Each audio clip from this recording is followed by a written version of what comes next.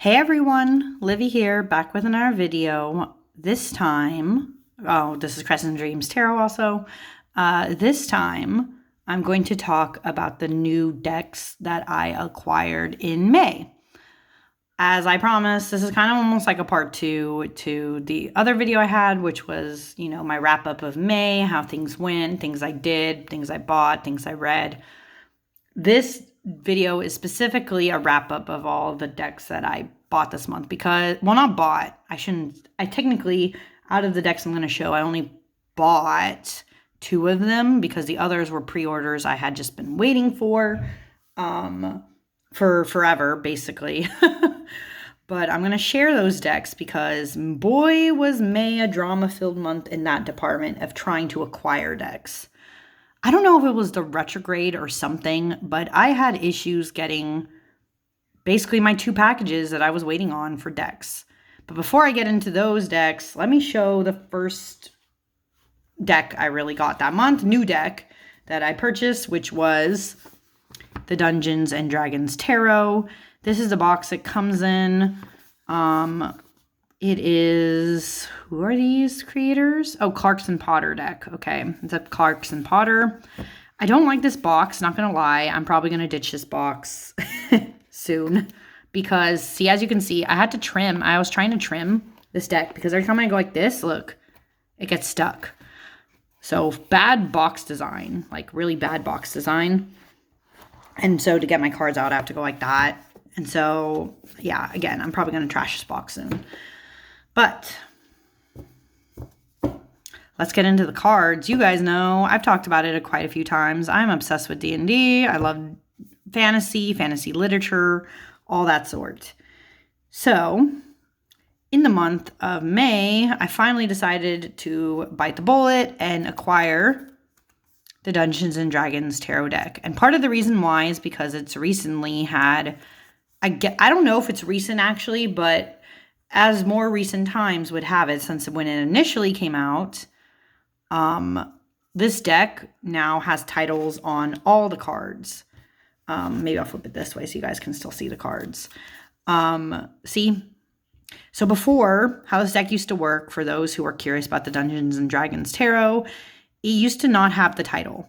So it would just show up like that. And you wouldn't know what this was, right? From just looking at it necessarily. But this is the 9 of Charisma. So, yeah, I was incredibly glad when I found out that this deck was,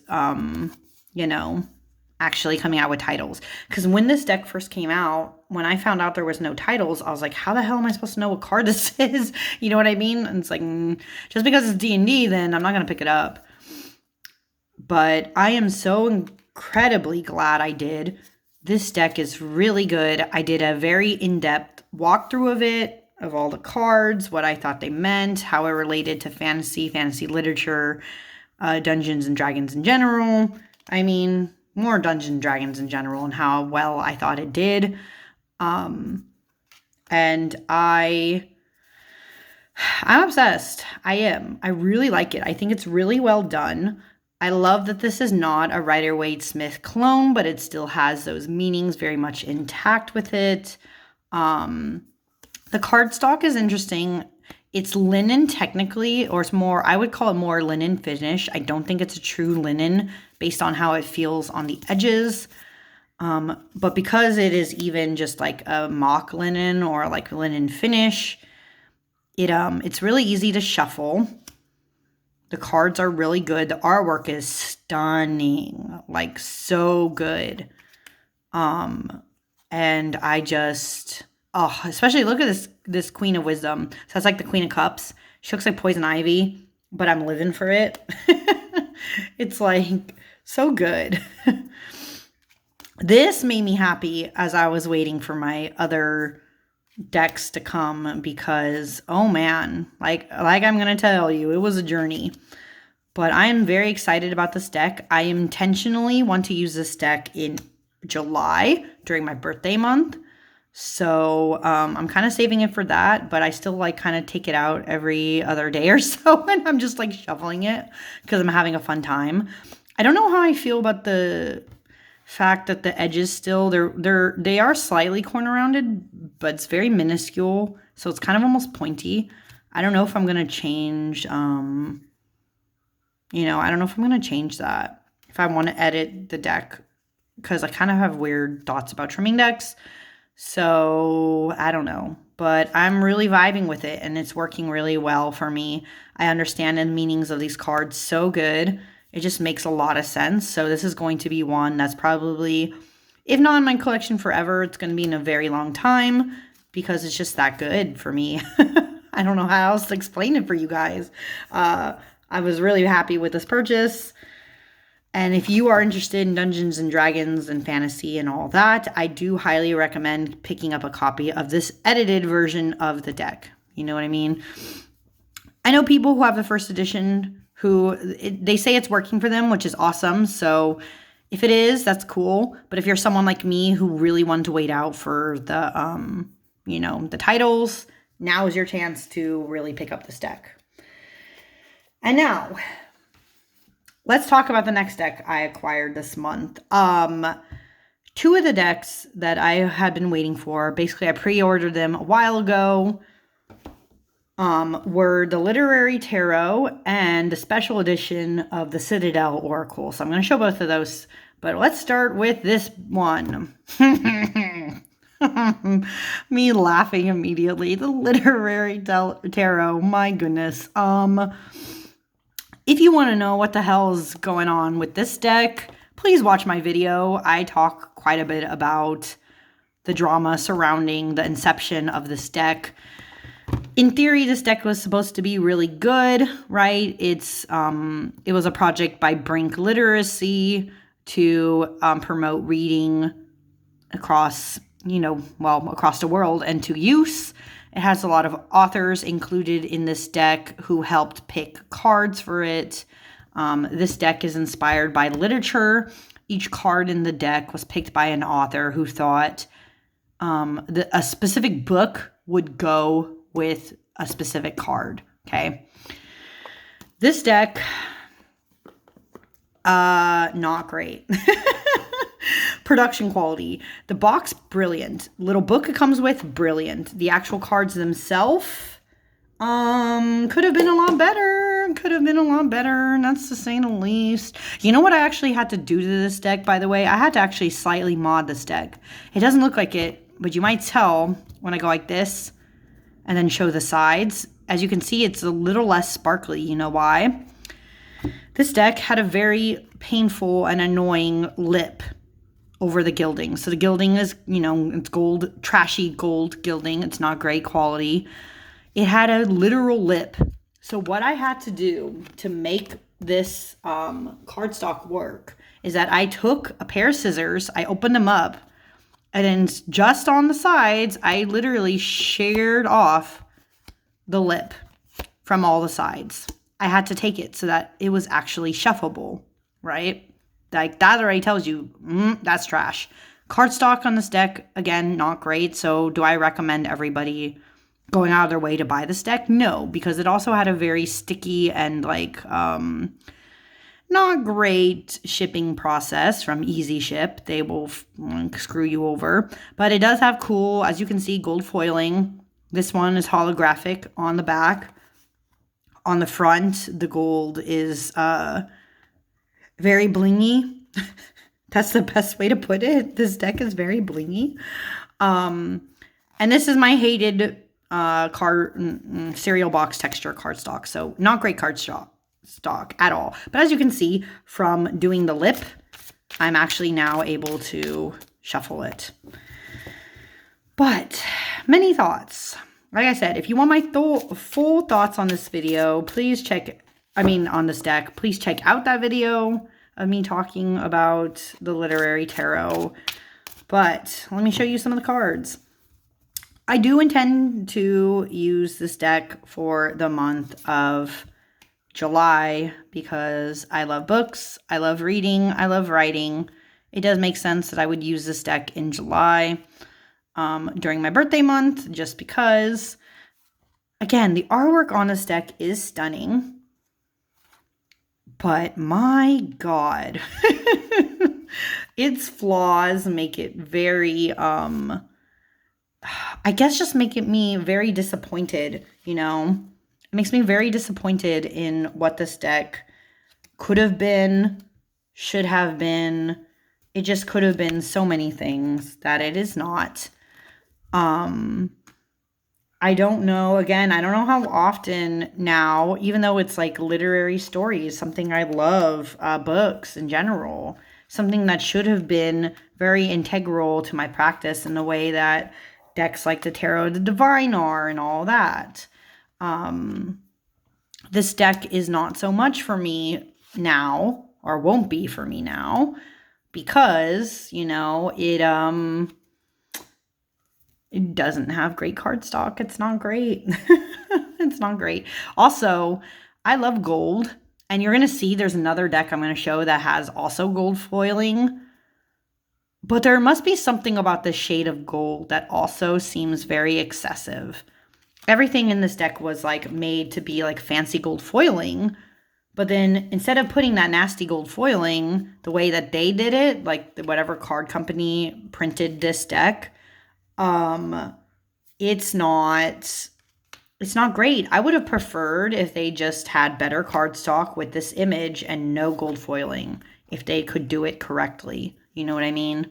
So instead, we just get a lot of like, whatever this is, whatever this is. Like I said, I'm still going to try to use this deck because the concept of it is incredible. But I wouldn't, for its price point, I would not recommend this deck to all. Save your money, please. I know maybe one day another, I don't know, creator will come out with a deck that is also literary, but just not, you know, I mean, still beautiful artwork, but, you know, not like trash. Not trash cardstock. I'm so mean. I'm sorry. But yeah. Anyways, this is the Literary Tarot. I was eagerly awaiting this deck. Ended up being kind of a disappointment, but I do hope it can work for me in some way, shape, or form. I'm hoping for it. I'm hoping July will be a good time using it. We'll see how it reads in that time. For now, I just kind of sometimes shuffle it and shake my head at what it could have been. But yeah, that is the Literary Tarot. Next up, I'm going to show my second. Actually, all of these do. I just realized this. What the hell? In May, I guess I had a theme where I was collecting decks that had black backings or a lot of black in it. I just noticed this. Am I entering my emo phase? Like, why do I have so many of this now?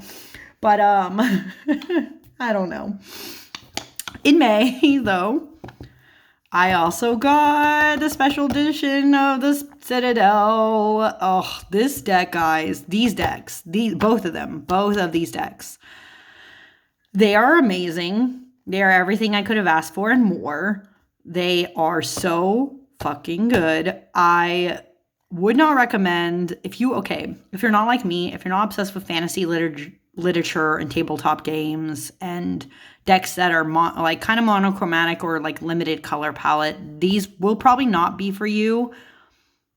But if you are obsessed with those things or you like fantasy and all that, you would appreciate the special edition, but I would not recommend the special edition to everybody because it is very expensive. It is, for me, it's probably close to the equivalent of like 90 something US dollars just to get my copy of this deck. It was free shipping though, but both of these, I mean, and the tabletop game it comes with and all that. But otherwise, you're going to be just fine with just the Citadel. Let me show just the Citadel first. Very fancy box. I still didn't look up what this is in Latin.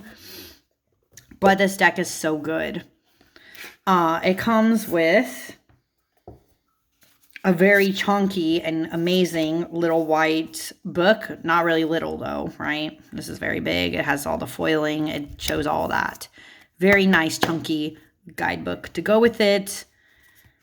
And then the amazing cards. Now, I have the special edition, so mine are edged in red. I heard I don't know if this is true, so maybe somebody who has just a regular edition of the Citadel can tell me. The regular Citadel, I believe, does not have red edges, so mine's just fancy. This is the deck. It is in this cool shape, and by the way, I have to say, this shape is somehow perfect. I don't know how to explain why. Like, it is really easy to shuffle. I have small hands too, and as you can see, this deck is actually pretty good. It like fits in my hand, which is probably also why I'm obsessed with it. These are the beautiful backs of the Citadel, and these are the beautiful cards. Oops, they're upside down. Cool.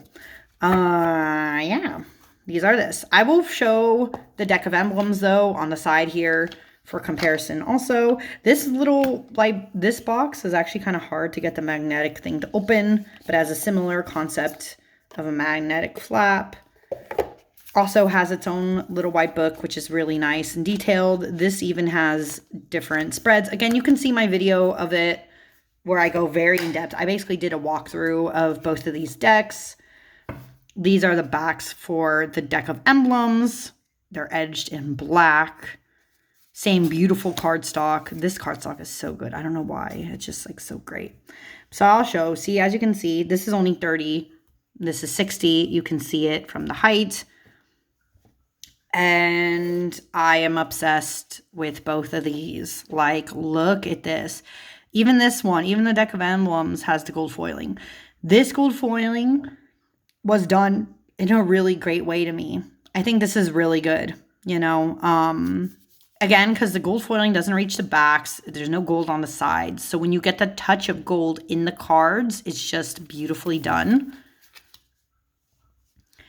These decks are perfect. I don't know why. Like, I'm not usually somebody who likes limited color palettes, but for some reason, I've been getting a lot of decks this month that have like a lot of black, gold, red, maybe accents and all that stuff this month. In May, or not this month, because by the time you guys see this, it'll be June already, but in the month of May, I got a lot of those.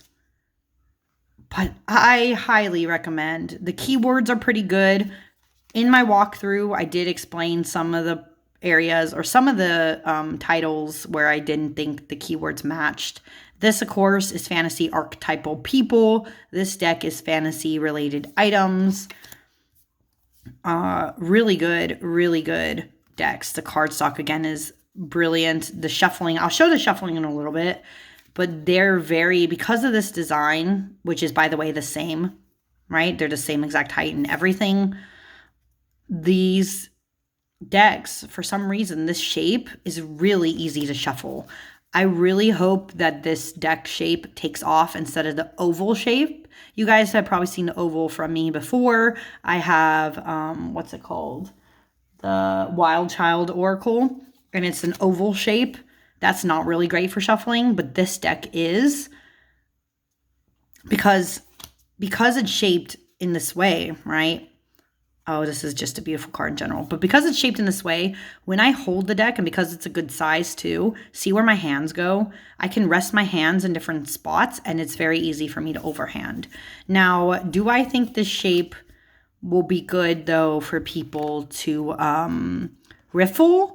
I cannot tell you that. I am not a riffle shuffler. I don't know how well this would riffle, but this is really easy for me to overhand. Really easy. And it's just, I don't know, it's just brilliant. It's so good. I never thought I would like a limited color palette deck as much as I do this one. And I think it's because it is going to go so well with a lot of the decks you're going to see in this video, basically all of them. Like, this deck would go amazing and will go amazing with the Literary Tarot, of course. This deck will also go good with the Dungeons and Dragons one, of course. This deck will also go very good with the next deck I'm going to show, although I have a different deck I'm going to pair that one with. But it's just, it's so good. I don't know how to explain it to you guys. It's so good. I'm obsessed. And I'm also going to use these exclusively as my Oracle decks for July. because I am just so excited to have these in my life and to use them and to use the practicality of them. So it's very, very exciting. Because this one's almost out, didn't want to show off all these. I will show you how well this is even to shuffle just with this stack, right? So this is overhand. See, my fingers are small, but this grip is really easy to get your hands on and just overhand really quickly. I'll even show you with the whole deck. Okay. Whole deck, 60 cards. Very easy. I am obsessed. I really do think this deck shape needs to take off. It is really good. It's just, I don't know. I don't know what it is. Oops. I guess the sailor really wants to come out today. I don't know. It's just really good. Look at the sailor wanted to come out. New influences and wanderlust. I guess that's how I feel about this deck. But it's so good. I do recommend. If you can get your copy of the Citadel, just a regular as is, highly, highly, highly recommend it. It is going to be a fun time. But if you have enough money saved and you really want to purchase the special edition so you can get this one too, I will say it is equally as amazing, equally easy to shuffle because it's only 30 cards. I do think that this deck will probably be expanded one day. I just have a feeling based on the fact that the Citadel was originally only 30 cards in the special edition of the Seed and Sickle Oracle. So just my theory, but it'll probably happen. So don't be worried and start screaming out FOMO and like wanting to get that if it's not in the cards for you right now, But anyways, let me move these out of here. I'm obsessed with both of them. They're good size and everything. It's just a fun time. Do recommend, highly recommend the Citadel. But this is going to be the surprise purchase this month. I was not expecting to pick up this deck, but fate kind of came in the way and I got a hold of it. I now own the Botanica Tarot. I know. You're like, whoa, what? Yes.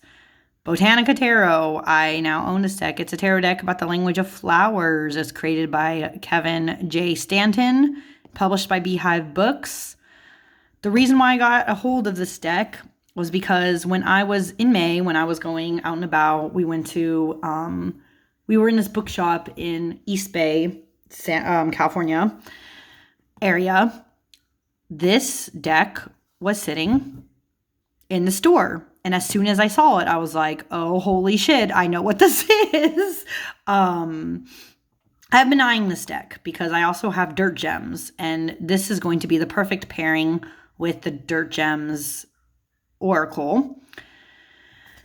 Now, some things I'm going to show you in a second. I am also not a fan of this cardstock, but US dollars, this only cost me $37.95.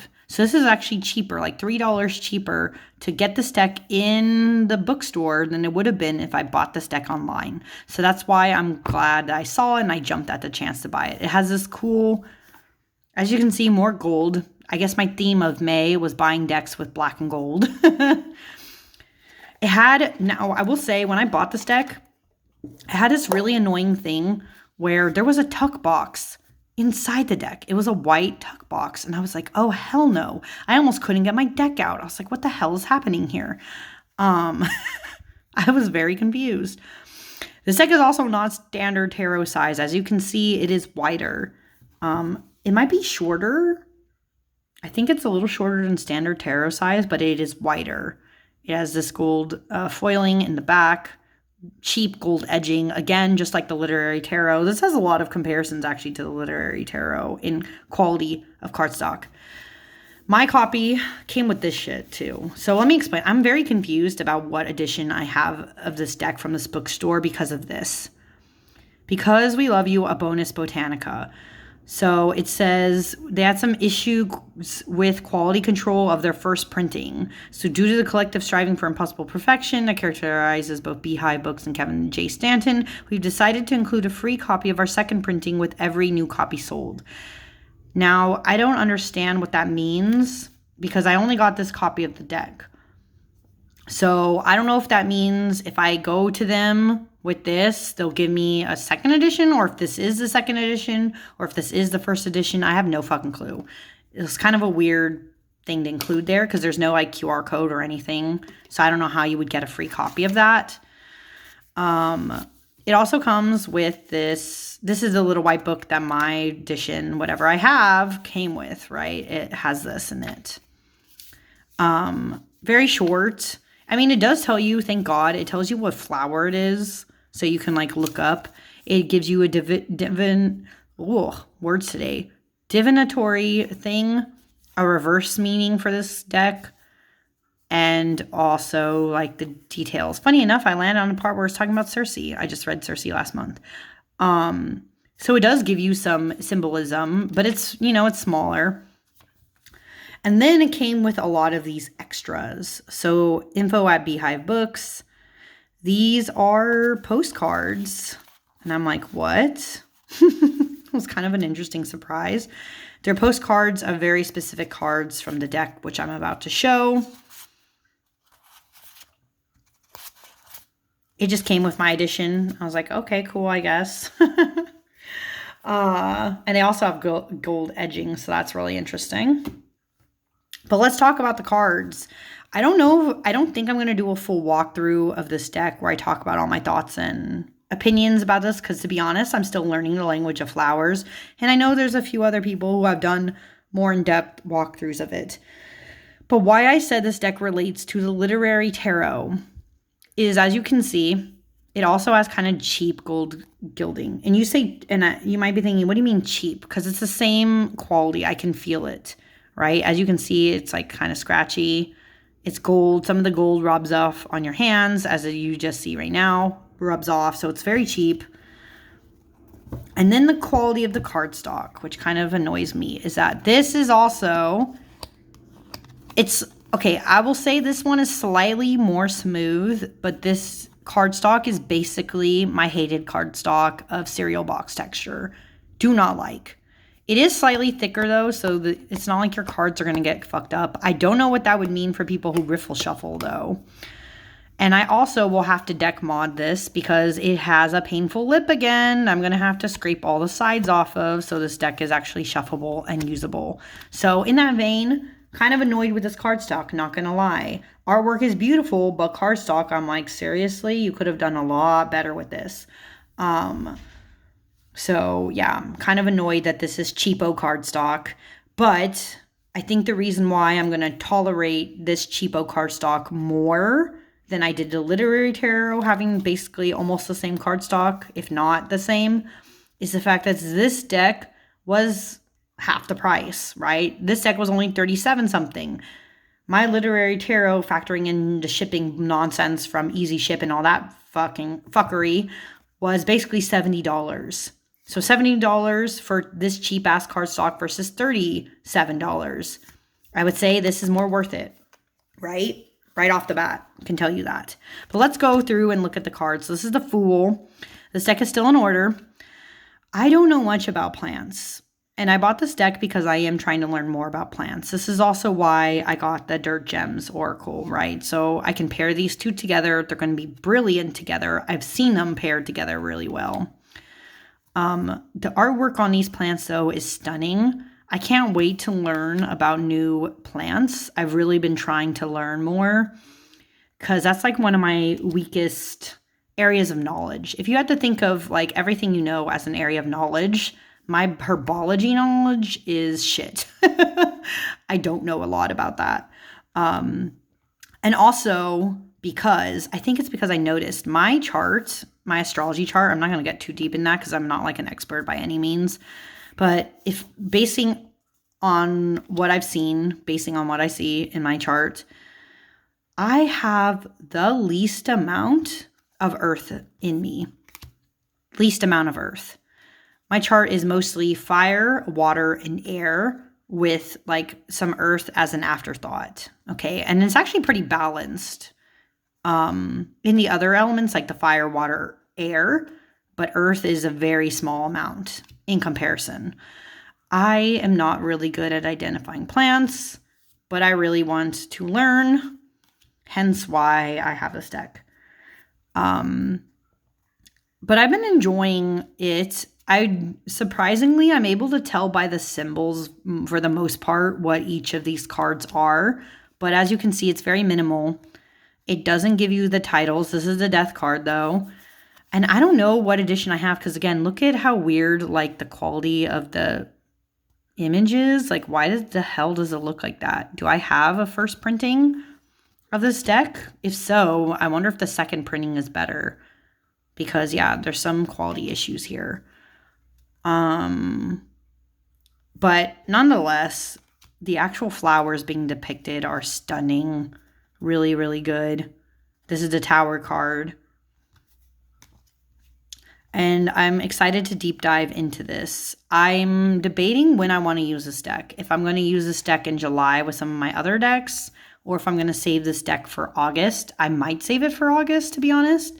I already decided that in August is when I'm going to really deep dive learning more about plants. I'm saving my Herb Crafters Tarot, and I was trying to look over a couple of other decks that are more plant related. I'm going to save for August as well. But yeah, this is a really nice deck otherwise. The size-wise, if I hold just one deck in my hand, it's not too bad. But you guys know me, I have small hands. So anything that's more wide is sometimes a problem for me. We're in the aces now. But yeah, the artwork is stunning, which is why I am excited to use this deck. And see, some of it is just so cool. Like, I love the colors going on here. I love the Grecian, like, pottery that's shown here. It's really, really fascinating. And I can't wait to dive deep into it in August. But really cool stuff. Really cool stuff. And yeah, I don't think I'm going to do an official walkthrough of this deck, so you guys are kind of seeing it now. You'll probably see me talk about this deck more in August, of course, when I'm actually working with the deck for a reading and trying to learn more about plants and stuff. But I am already can tell you now I'm going to be modding the slight mod of like taking off the lip of this gilding because it's, again, cheap. Whatever edition I have, it's cheap. I hope this is not a second edition because, Jesus Christ, I hope they would be better with the next one and maybe improve their cardstock quality. But it is beautiful otherwise. I've seen people I know on TarotTube who've used this deck. I almost was going to save buying this deck for my birthday, but I'm kind of glad I bought it now when I saw it in the bookstore for cheaper, because I would have been kind of mad about the quality of the cardstock otherwise if I had waited until my birthday, you know? So there is this card I really like. I will say I'm going to stop it maybe here. I really like this Two of Swords, though. The kelp with the sword going through it. The two swords going through it. The style of sword too is it's a Flamberg, I believe. It's like a German style where the edges are warped like that. This is just a cool imagery because the two, is related to like Two of Swords is related to indecision, stalemate, being stuck in a rut. This almost gives King Arthurian vibes though, being trapped in the water, Lady of the Lake style for me, which is why I really like this one. So this is a Botanica Tarot. I do want to see how it shuffles, so maybe I will kind of go through it. I did look through the cards. I kind of kept them in order just so I can give all my thoughts. I don't remember if I went through all the cards though. But yeah, as you can see, the artwork is stunning. I know there's a lot of people who love this deck. If you're more into plants, you can probably understand more of like why the imagery is what it is. I don't as much, but I find it really beautiful. I do worry how well I'm going to be able to read with it, but I think once I deep dive into what these plants mean, it'll probably be very apparent. It kind of gives me that impression. Some of the plants I do recognize, I can kind of see already why it's related to what it is. But some of the others, not so much. Like this, I can kind of see the Knight of Swords and it being the samurai helmet and the plants that it's depicting, I think, are more common in Japan. So the regalness of a knight, the regalness of samurais relates really well to the Knight of Swords. I can see that really clearly. Oh, not knight. Sorry, this is the king. Yeah, the King of Swords. I can see that really clearly. And as you can see, that makes sense to me.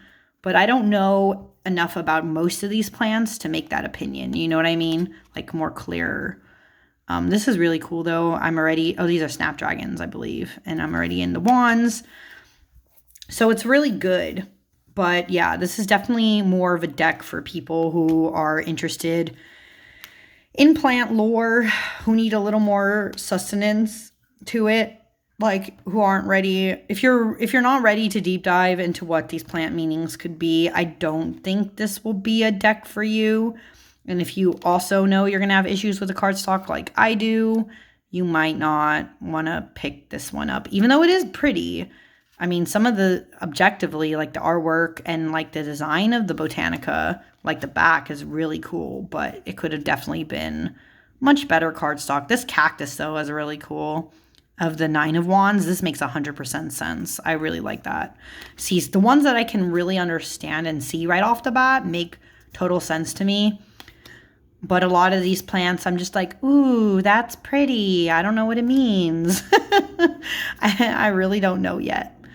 I know this is a passion flower, which I guess you can kind of see with the Knight of Wands. That makes some sense to me. But again, this deck I don't think will make sense for people who are not into plants. So it'll definitely be more abstract, intuitive, which is why this could be a fun deck for many. But I don't think this is a deck for all. And that's okay too, by the way. I never want you guys to think you have to buy, like just because I have a deck, nobody has to buy a deck. You know what I mean? You can decide what decks are going to fit you and your practice at any given time. Sometimes I'll just show things and I know it won't be relevant to most people. But I am excited personally for this deck. I know there's people who've liked it a lot. I'm going to be pairing it with my Dirt Gems deck, and which has amazing cardstock. So that'll be really cool to see those two in action, probably in August.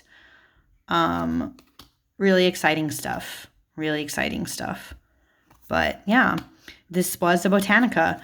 But with that, I am going to end this video. Last thing I'm going to mention is by the time you guys watch this, I might have a video where I talk about what I'm going to be bringing into June, but you guys might not see that by the time that this comes out. I might already be in Canada. I don't know, but I will. June, July, I will be in Canada. I'm supposed to have new decks, though, coming in June, which I'm like, ooh, shit. Am I already going to be on vacation when they come? I don't know. If so, you guys will eventually find out in July some of the decks I picked up in June. But yeah, I'm excited. But for now, thank you all for watching, and I will see you again next time. Bye.